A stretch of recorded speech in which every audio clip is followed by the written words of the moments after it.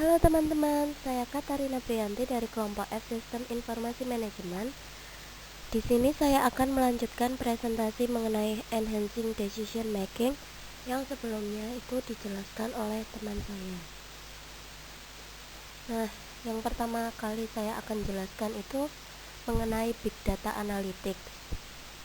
Banyak pengecer online memiliki kemampuan untuk membuat produk online yang dipersonalisasi rekomendasi kepada pengunjung situs web mereka untuk membantu merangsang pembelian dan memandu keputusan mereka tentang barang dagangan apa yang akan diisi. Perusahaan online besar seperti Walmart, Netflix, dan eBay menganalisis big data dari transaksi pelanggan dan aliran media sosial mereka untuk pengalaman belanja yang dipersonalisasi secara real time.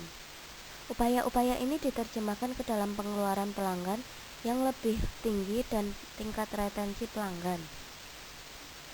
eBay menggunakan Hunch.com yang diakuisisi pada tahun 2011 untuk memberikan rekomendasi kepada pengguna individu berdasarkan serangkaian selera spesifik mereka. Hunch telah membangun database besar yang mencangkup data dari pembelian pelanggan, jejaring sosial, dan sinyal dari seluruh web. Hunch juga mampu menganalisis data untuk membuat grafik rasa yang memetakan pengguna dengan afinitas yang diprediksi produk, layanan, situs web, dan orang lain, dan menggunakan informasi ini untuk membuat rekomendasi yang disesuaikan. Hunch grafik rasa mencangkup prediksi pada sekitar 500 juta orang, 200 juta objek, dan 30 miliar koneksi antara orang dan objek.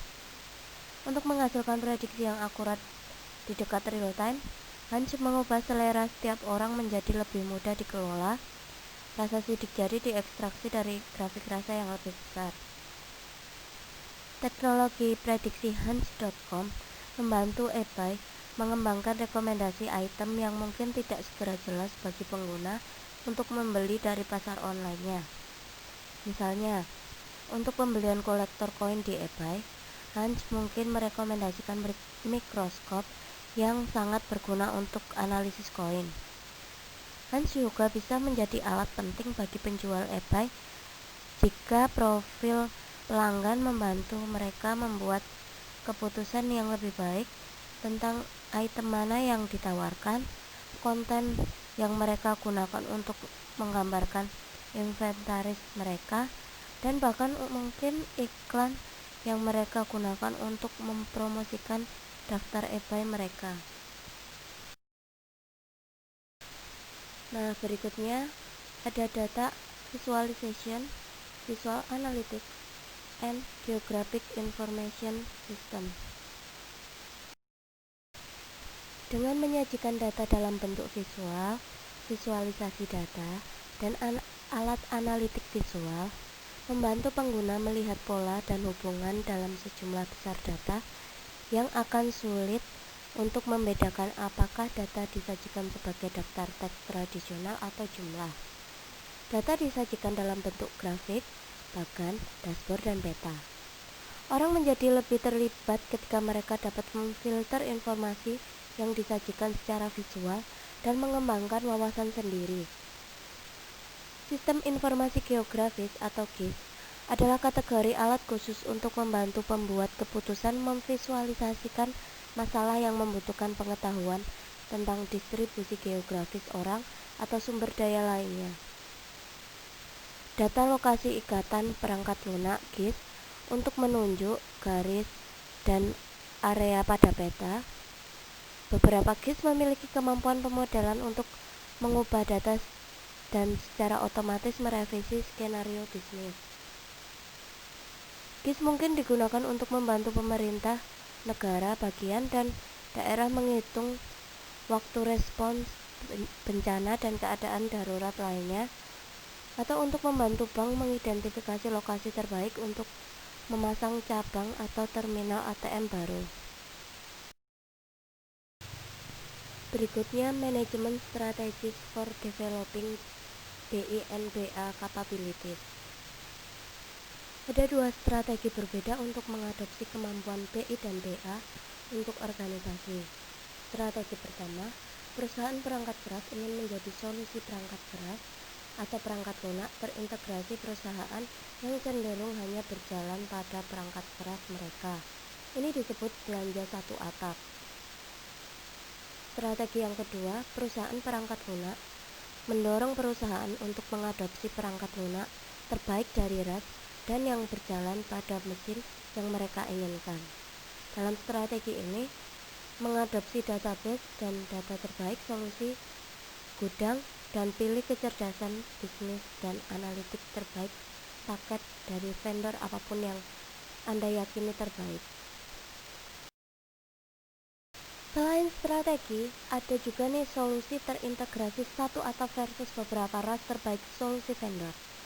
Solusi pertama, membawa resiko bahwa satu vendor menyediakan solusi perangkat keras dan perangkat lunak total, membuat perusahaan bergantung pada kekuatan harga.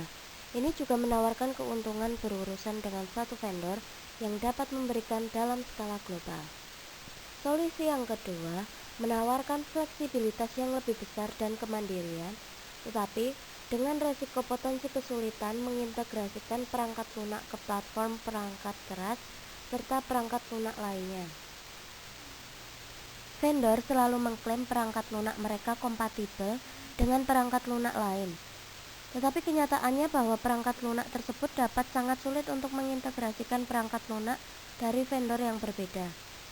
Microsoft khusus menekankan membangun pada antarmuka desktop dan sistem operasinya yang akrab bagi banyak pengguna dan mengembangkan aplikasi server yang berjalan pada jaringan area lokal Microsoft.